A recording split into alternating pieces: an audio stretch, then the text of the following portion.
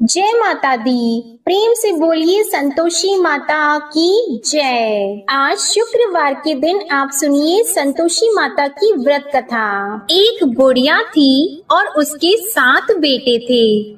6 बेटे कमाने वाले थे और एक बेटा निकम्मा था। बुढ़िया माँ 6 पुत्रों की रसोई बनाती, भोजन कराती और पीछे से जो कुछ बचता वो 7वें पुत्र को दे देती। परंतु वह बड़ा भोला भाला था, मन में कुछ विचार नहीं करता था। एक दिन वह अपनी बहू से बोला, देखो मेरी माता का मुझ पर कितना प्रेम है। वह बोली, क्यों नहीं, सबका झूठा बचा हुआ तुमको खिलाती है। वह बोला, ऐसा भी हो सकता है क्या? मैं जब तक आंखों से न देखूं मान नहीं सकता। बहू ने हंसकर कहा, देख लोगी तब तो मानोगी। कुछ दिन बाद बड़ा त्योहार आया। घर में 7 प्रकार के भोजन और चूरमा के लड्डू बने। वह जांचने को सर के दर्द का बहाना कर पतला कपड़ा सिर पर ओढ़कर रसोई घर में सो गया और कपड़े में से सब देखता रहा। 6 भाई भोजन करने आए। उसने देखा माँ ने उनके लिए सुंदर सुंदर आसन बिछाए, 7 प्रकार की रसोई परोसी। वह आग्रह करके जिमाती रही, वह देखता रहा। 6 भाई भोजन कर उठे तब माँ ने उनकी झूठी थालियों में से लड्डुओं के टुकड़ों को उठाया और एक लड्डू बनाया। झूठन साफ करके बुढ़िया माँ ने पुकारा, उठ बेटा, 6 भाई भोजन कर गए, अब तू ही बेटा बाकी है, उठ और तू कब खाएगा? वह कहने लगा, माँ मुझे भोजन नहीं करना, मैं परदेश जा रहा हूँ। माता ने कहा, कल जाता तो आज ही जा। वह बोला, हाँ हाँ आज ही जा रहा हूँ। यह कहकर वह घर से निकल गया। चलते समय उसे बहू की याद आई। वह गौशाला में कंडे थाप रही थी। वह उसे जाकर बोला कि मेरे पास तो कुछ नहीं है, यह अंगूठी है, सो ले लो और अपनी कुछ निशानी मुझे दे दो। वह बोली कि मेरे पास क्या है, यह गोबर भरा हाथ है। यह कहकर उसकी पीठ में गोबर के हाथ की थाप मार दी और वह चल दिया। चलते चलते दूर देश में पहुंचा। वहां पर एक साहूकार की दुकान थी। वहां जाकर बोला, भाई मुझे नौकरी पर रख लो। साहूकार को नौकर की जरूरत थी। साहूकार उससे बोला, तू नौकरी पर रह जा। लड़के ने पूछा, तनख्वाह क्या रहेगी? साहूकार ने कहा, काम देखकर दाम मिलेंगे। साहूकार की नौकरी मिल गई। वह सवेरे 6 बजे से रात्रि 12 बजे तक नौकरी करने लगा। कुछ दिनों में दुकान का लेन देन, हिसाब किताब, ग्राहकों को माल बेचना, सारा काम करने लगा। साहूकार के 7-8 नौकर थे। वे सब चक्कर खाने लगे कि यह नया नौकर बहुत होशियार बन गया है। सेठ ने भी काम देखा और 3 महीने के अंदर ही उसे मुनाफे का साझीदार बना लिया। 12 वर्ष में वह नामी सेठ बन गया और मालिक सारा कारोबार उस पर छोड़कर बाहर चला गया। अब बहू पर क्या बीती वह सुनो। सास ससुर उसे दुख देने लगे। सारी गृहस्थी का काम करा के उसे लकड़ी लेने जंगल में भेजते। इस बीच घर की रोटियों के आटे से भी जो भूसी निकलती उसकी रोटी बनाकर रख दी जाती और फूटे नारियल की नरेली में पानी। इस तरह दिन बीतते रहे। एक दिन वह लकड़ी लेने जा रही थी कि रास्ते में बहुत सी स्त्रियां संतोषी माता का व्रत करती दिखाई दी। वहां यह खड़ी होकर कहने लगी, बहनों, यह तुम किस देवता का व्रत करती हो और इसके करने से क्या फल होता है? इस व्रत के करने की क्या विधि है? यदि तुम अपने इस व्रत का विधान मुझे समझाकर कहोगी तो मैं तुम्हारा बड़ा एहसान मानूंगी। तब उनमें से एक स्त्री बोली, सुनो, यह संतोषी माता का व्रत है। इसके करने से निर्धनता दरिद्रता का नाश होता है, लक्ष्मी आती है, मन की चिंताएं दूर होती हैं, घर में सुख होने से मन को प्रसन्नता और शांति मिलती है। निपुत्री को पुत्र मिलता है, प्रीतम बाहर गया हो तो शीघ्र आता है, कुंवारी कन्या को मन पसंद वर मिलता है, राजद्वार में बहुत दिनों से मुकदमा चलता हो तो वह भी खत्म होता है, कलह क्लेश की निवृत्ति हो, सुख शांति हो, घर में धन जमा हो, पैसा जायदाद का लाभ हो और भी मन में जो कुछ कामना हो वह सब इस संतोषी माता की कृपा से पूरी होती है। स्त्री कहने लगी, 1.25 आने का गुड़ चना लेना, इच्छा हो तो 5.25 आने का लेना या 1.25 रुपए का भी, सहूलियत के अनुसार ही लेना, बिना परेशानी श्रद्धा और प्रेम से जितना भी बन सके सवाया लेना, 5.25 पैसे से 5.25 आने तथा इससे भी ज्यादा शक्ति और भक्ति के अनुसार ले लेना। हर शुक्रवार को निराहार रहकर कथा कहना और सुनना, इसके बीच क्रम टूटे नहीं, लगातार नियम पालन करते रहना। सुनने वाला कोई न मिले तो घी का दीपक जलाकर उसके आगे जल के पात्र को रखकर कथा कहना, परंतु नियम न टूटे।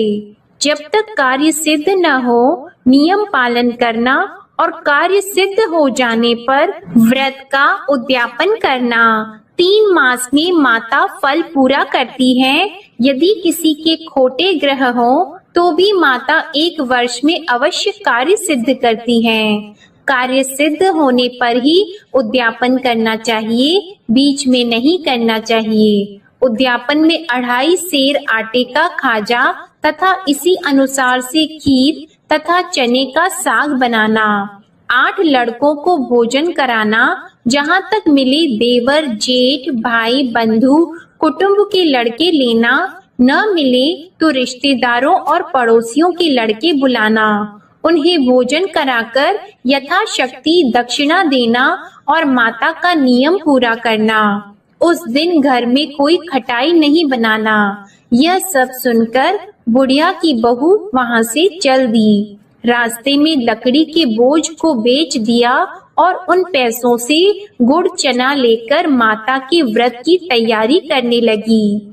आगे चली और सामने मंदिर है। यह सुनकर माता के मंदिर में जाकर माता के चरणों में लौटने लगी। इसके बाद वह माँ से विनती करने लगी कि हे माँ, मैं निपट मूर्ख हूँ, व्रत के नियम कुछ नहीं जानती हूँ, मैं बहुत दुखी हूँ। हे माता जग जननी, मेरा दुख दूर करो, मैं आपकी शरण में हूँ। माता को दया आई। एक शुक्रवार बीता कि दूसरे शुक्रवार को ही इसके पति का पत्र आया और तीसरे को उसका भेजा हुआ पैसा भी आ पहुँचा। यह देखकर जेठानी मुंह सिकोड़ने लगी। इतने दिनों में इतना पैसा आया, इसमें क्या बढ़ाव है। लड़के ताने देने लगे कि काकी के पास अब पत्र आने लगे, रुपए आने लगा, अब तो काकी की खातिर बढ़ जाएगी, अब तो काकी बुलाने से भी नहीं बोलेगी। बेचारी सरलता से यह कहती है कि भैया पत्र आएगा, रुपए आएंगे तो हम सबके लिए अच्छा है। ऐसा कहकर आंखों में आंसू भरकर संतोषी माता के मंदिर में आकर मातेश्वरी के चरणों में गिरकर रोने लगी। माँ, मैंने तुमसे पैसा नहीं मांगा, मुझे पैसे से क्या काम है, मुझे तो अपनी सुहाग से काम है, मैं तो अपने स्वामी की दर्शन और सेवा मांगती हूँ। तब माता ने प्रसन्न होकर कहा, जा बेटी, तेरा स्वामी आएगा। यह सुनकर खुशी से वह बावली होकर घर जाकर काम करने लगी। अब संतोषी माँ विचार करने लगी, इस भोली पुत्री से मैंने कह तो दिया कि तेरा पति आएगा, पर आएगा कहाँ से? वह तो इसे स्वप्न में भी याद नहीं करता। इसे याद दिलाने तो मुझे ही जाना पड़ेगा।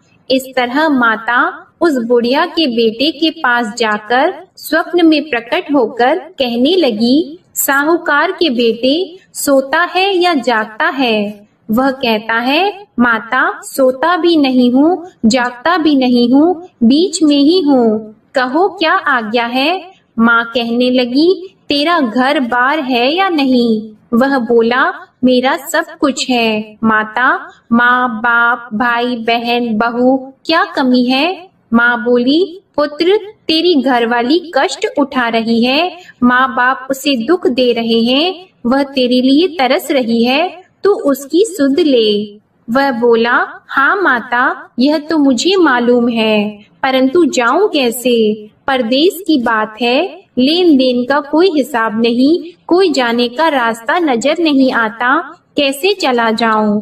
माँ कहने लगी, मेरी बात मान, सवेरे नहा धोकर संतोषी माता का नाम लेकर घी का दीपक जलाकर दंडवत कर दुकान पर जा बैठना। देखते देखते तेरा लेन देन चुक जाएगा, जमा माल बिक जाएगा, सांझ होते होते धन का ढेर लग जाएगा। अब तो वह सवेरे बहुत ही जल्दी उठकर मित्र बंधुओं से अपनी सपने की बात कहता है। वे सब उसकी बात अनसुनी करके खिल्ली उड़ाने लगे। कहीं सपने भी सच्चे होते हैं? एक बूढ़ा बोला, देख भाई मेरी बात मान, इस तरह साच झूठ कहने के बदले देवता ने जैसा ही कहा है वैसा ही करना, तेरा क्या जाता है। अब बूढ़े की बात मानकर वह नहा धोकर संतोषी माता को दंडवत कर घी का दीपक जलाकर दुकान पर जा बैठता है। थोड़ी देर में वह क्या देखता है कि देने वाले रुपया लाए, लेने वाले हिसाब लाए। कोठे में भरे सामानों के खरीदार नगद में सौदा करने लगे। शाम तक धन का ढेर लग गया। मन में माता का नाम लेकर प्रसन्न होकर घर जाने के वास्ते गहना कपड़ा सामान खरीदने लगा। यहाँ के काम से निपट घर को रवाना हुआ। उधर बहू बेचारी जंगल में लकड़ी लेने जाती है। लौटते वक्त माताजी के मंदिर पर विश्राम करती है। वह तो उसका रोज रुकने का स्थान ही था। दूर धूल उड़ती देखकर वह माता से पूछती है, हे माता, यह धूल कैसे उड़ रही है? माँ कहती है, हे पुत्री, तेरा पति आ रहा है, अब तू ऐसा कर, लकड़ियों के 3 बोझ बना ले, एक नदी के किनारे रख, दूसरा मेरे मंदिर पर और तीसरा अपने सिर पर रख। तेरे पति को लकड़ी का गट्ठा देकर मोह पैदा होगा, वह यहाँ रुकेगा, नाश्ता पानी बनाकर खाकर माँ से मिलने जाएगा। तू लकड़ी का बोझ उठाकर जाना और बीच चौक में गट्ठा लाकर 3 आवाजें जोर से लगाना। लो सासू जी, लकड़ियों का गट्ठा लाई हूँ, भूसी की रोटी दो, नारियल के खोपड़े में पानी दो। आज कौन मेहमान आया है? माँ की यह बात सुनकर वह बहुत अच्छा माताजी कहकर प्रसन्न मन होकर लकड़ियों के 3 गट्ठे ले आई। एक नदी के तट पर एक माता के मंदिर पर रखा। इतने में ही वह मुसाफिर आ पहुँचा। सूखी लकड़ी देखकर उसकी इच्छा हुई कि अब यहीं निवास करें और भोजन बनाकर खा पीकर गांव जाएं। इस प्रकार भोजन बनाकर विश्राम लेकर गांव को गया। उसी समय बहू सिर पर लकड़ी का गट्ठा लिए आती है। उसे आंगन में डालकर जोर से 3 आवाज देती है, लो सासू जी, लकड़ी का गट्ठा लो, भूसी की रोटी दो, नारियल के खोपड़े में पानी दो। आज कौन आया है? यह सुनकर उनकी सास अपने दिए हुए कष्टों को भुलाने हेतु कहती है, बहू ऐसा क्यों कहती हो? तेरा मालिक ही तो आया है। बैठ, मीठा भात खाकर कपड़े गहने पहन। इतने में आवाज सुनकर उसका स्वामी बाहर आता है और अंगूठी देखकर व्याकुल हो जाता है। माँ से पूछता है, माँ यह कौन है? माँ कहती है, बेटा ये तेरी बहू है। आज 12 वर्ष हो गए जब से गया है, तब से सारे गांव में जानवर की तरह भटकती फिरती है। काम काज घर का कुछ करती नहीं, 4 समय आकर खा जाती है।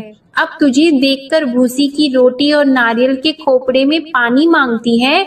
वह लज्जित होकर बोला, ठीक है माँ, मैंने इसे भी देखा और तुम्हें भी। अब मुझे दूसरे घर की चाबी दो तो मैं उसमें रहूंगा। ठीक है बेटा, जैसी तेरी मर्जी। यह कहकर माँ ने चाबी का गुच्छा उसे दे दिया। उसने लेकर दूसरे कमरे को खोलकर सारा सामान जमाया और एक दिन में ही वहाँ राजा के महल जैसा ठाट बाट बन गया। अब क्या था, वह सुख भोगने लगी। इतने में अगला शुक्रवार आया। उसने अपने पति से कहा, मुझे माता का उद्यापन करना है। उसका पति बोला, बहुत अच्छा, कर लो, अपनी खुशी से यह भी कर लो। तुरंत ही वह उद्यापन की तैयारी करने लगी। जेठ के लड़के को भोजन के लिए कहने लगी। उसने मंजूर किया, परंतु पीछे जेठानी अपने बच्चों को सिखाती है, देखो भोजन के समय सब लोग खटाई मांगना, जिससे इसका उद्यापन पूरा ना हो। लड़के खाना खाने आए, खीर पेट भरकर खाई, परंतु बात याद आते ही कहने लगे, हमें कुछ खटाई खाने को दो, खीर खाना हमें भाता नहीं, यह देखकर अरुचि होती है। बहू कहने लगी, खटाई किसी को नहीं दी जाएगी, यह तो संतोषी माता का प्रसाद है। लड़के उठकर खड़े हुए और बोले, पैसे लाओ। भोली बहू कुछ जानती नहीं थी, सो उन्हें पैसे दे दिए। लड़के उसी समय उठकर इमली लेकर खाने लगे। यह देखकर बहू पर माता ने कोप किया। राजा के दूत उसके पति को पकड़कर ले गए और जेठ जेठानी मन माने खोटे वचन कहने लगे। लूट लूट कर धन इकट्ठा कर लाया था, सो राजा के दूत उसे पकड़कर ले गए हैं। अब सब मालूम हो जाएगा जब जेल की रोटी खाएगा। बहू से यह वचन सहन नहीं हुआ। रोती रोती माता के मंदिर में गई और बोली, हे माता, तुमने यह क्या किया? हंसाकर क्यों रुलाती हो? माता बोली, पुत्री, तूने उद्यापन करके मेरा व्रत भंग किया, इतनी जल्दी सब बातें भुला दी। वह कहने लगी, माता, भूली तो नहीं हूँ, न कुछ अपराध किया है, मुझे तो लड़कों ने भूल में डाल दिया। मैंने भूल से उन्हें पैसे दे दिए, मुझे क्षमा करो माँ। माँ बोली, ऐसी भी कहीं भूल होती है? वह बोली, माँ मुझे माफ कर दो, मैं फिर तुम्हारा उद्यापन करूंगी। माँ बोली, अब भूल मत करना। वह बोली, अब भूल नहीं होगी माता, अब बताओ वे कैसे आएंगे? माँ बोली, जा पुत्री, तेरा मालिक तुझे रास्ते में ही आता मिलेगा। वह निकली, रास्ते में पति आता मिला तो उसने पूछा, तुम कहाँ गए थे? वह कहने लगा, इतना धन जो कमाया है उसका टैक्स राजा ने मांगा था, वह भरने गया था। वह प्रसन्न होकर बोली, अच्छा हुआ, अब घर चलो। कुछ दिन बाद फिर शुक्रवार आया तो वह बोली, मुझे माता का उद्यापन करना है। पति ने कहा, कर लो। वह फिर जेठ के लड़कों से भोजन को कहने लगी तो जेठानी ने एक दो बातें सुनाई और लड़के सिखा दिए कि तुम पहले ही खटाई मांग लेना। लड़के कहने लगे कि हमें खीर खाना नहीं भाता, कुछ खटाई खाने को दो। तो बहू बोली, खटाई खाने को नहीं मिलेगी, खाना हो तो खाओ। यह कहकर ब्राह्मणों के लड़के लाकर भोजन कराने लगी। यथाशक्ति दक्षिणा की जगह एक एक फल उन्हें दिया। इससे संतोषी माता प्रसन्न हुई। माता की कृपा होते ही 9वें मास उसको चंद्रमा के समान सुंदर पुत्र प्राप्त हुआ। वह पुत्र को लेकर प्रतिदिन माता जी के मंदिर को जाने लगी। माँ ने सोचा कि यह रोज आती है, आज क्यों न मैं ही इसके घर चलूं, इसका आसरा देखूं तो सही। यह विचार कर माता ने भयानक रूप बनाया। गुड़ और चने से सना मुख, ऊपर से सूंड के समान होठ, उस पर मक्खियां भिनभिना रही हैं। दहलीज में पैर रखते ही उसकी सास चिल्लाई, देखो कोई चुड़ैल डाकिनी चली आ रही है, लड़कों इसे भगाओ नहीं तो किसी को खा जाएगी। लड़के डरने लगे, चिल्लाकर खिड़की बंद करने लगे। बहू रोशनदान में से देख रही थी। प्रसन्नता से पगली होकर चिल्लाने लगी कि आज मेरी माता मेरे घर आई है। यह कहकर बच्चे को दूध पिलाने से हट जाती है। इतने में सास का क्रोध फूट पड़ा। वह बोली कि इसे देखकर कैसे उतावली हुई जो बच्चे को पटक दिया। इतने में माँ के प्रताप से जहाँ देखो वहाँ लड़के ही लड़की नजर आने लगे। बहू बोली, माँ जी, मैं जिनका व्रत करती हूँ यह वह संतोषी माता है। इतना कहकर झट से सारे घर के किवाड़ खोल दिए और सबने माता के चरण पकड़ लिए और विनती कर कहने लगे, हे माता, हम मूर्ख हैं, अज्ञानी हैं, तुम्हारी व्रत की विधि हम नहीं जानते हैं। तुम्हारा व्रत भंग करके हमने बहुत बड़ा अपराध किया है। हे माता, बहू को जैसा फल दिया वैसा सबको देना। जो भी यह कथा पढ़ेगा या सुनेगा उसके सभी मनोरथ पूर्ण होंगे। प्रेम से बोलिए संतोषी माता की जय। आइए अब सुनते हैं संतोषी माता की आरती। जय संतोषी माता मैया, जय संतोषी माता, अपने सेवक जन की सुख संपत्ति दाता। जय संतोषी माता मैया, जय संतोषी माता, सुंदर चीर सुनहरी माँ धारण की हो। हीरा पन्ना दम के तन श्रृंगार लीन हो। जय संतोषी माता मैया, जय संतोषी माता, गेरू लाल छटा छवि बदन कमल सोहे। मंद हंसत करुणामय, मंद हंसत करुणामय, त्रिभुवन जन मोहे। जय संतोषी माता मैया, जय संतोषी माता, स्वर्ण सिंहासन बैठी चवर ढुरे प्यारे। धूप दीप मधुमेवा भोग धरे न्यारे। जय संतोषी माता मैया, जय संतोषी माता, गुड़ अरु चना परम प्रिय तामे संतोष कियो। संतोषी कहलाई भक्तन वैभव दियो। जय संतोषी माता मैया, जय संतोषी माता, शुक्रवार प्रिय मानत आज दिवस सोही। भक्त मंडली छाई कथा सुनत मोही। जय संतोषी माता मैया, जय संतोषी माता, मंदिर जगमग ज्योति मंगल ध्वनि छाई। विनय करे हम बालक चरणन सिर नाई।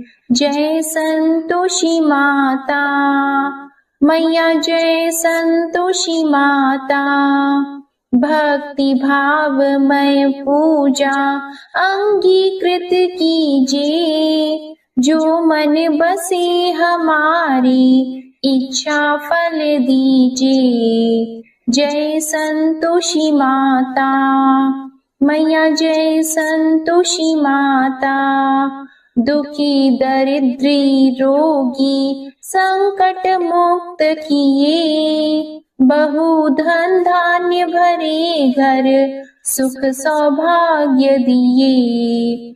जय संतोषी माता मैया, जय संतोषी माता, ध्यान धरियो जिस जन ने मन वांछित फल पायो। पूजा कथा श्रवण कर घर आनंद आयो। जय संतोषी माता मैया, जय संतोषी माता, शरण गहे की लज्जा राखियो जगदम्बे। संकट तू ही निवारे दयामयी अम्बे। जय संतोषी माता। मैया जय संतोषी माता। संतोषी माँ की आरती जो कोई नर गावे, रिद्धि सिद्धि सुख संपत्ति जी भर कर पावे। जय संतोषी माता। मैया जय संतोषी माता। जय संतोषी माता। प्रेम से बोलिए संतोषी माता की जय। आपको आज की कथा पसंद आए तो वीडियो को लाइक करके चैनल को जरूर सब्सक्राइब करिएगा और कमेंट में संतोषी माता की जय भी जरूर लिखिएगा। इसी के साथ आज आप हमारे चैनल पर भादो मास महात्म्य की कथा और श्री कृष्ण जन्माष्टमी व्रत कथा भी जरूर सुनिएगा। प्रेम से बोलिए संतोषी माता की जय।